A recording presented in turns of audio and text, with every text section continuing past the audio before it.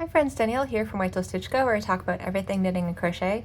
And today's knitting tutorial is a quick video on how to do a slip knit stitch, which is a 2-stitch decrease that is left leaning, worked over 2 stitches as the name implies.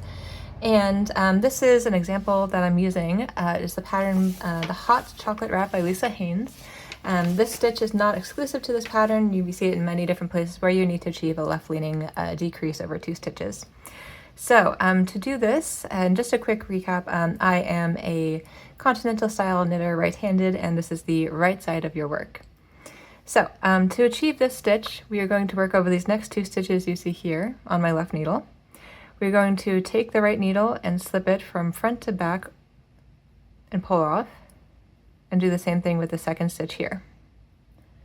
We are then going to replace, going from the left hand straight through these next 2 stitches, and knit.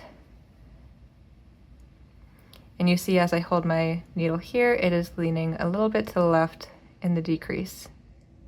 So let me just do that again for you. Take that off and put the stitches back on my left needle. We're working over these 2 stitches here. I'm going to slip, slip, and then knit.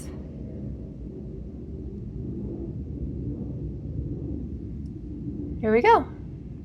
And that's all there is to it. I recommend practicing and getting the hang of it for a little bit, but yeah, it is a very useful decrease technique to get that left leaning style over 2 stitches. I hope this video was helpful. If it was, please consider liking and subscribing. I've got more video tutorials on my YouTube channel if you want to check those out as well. Have a great day.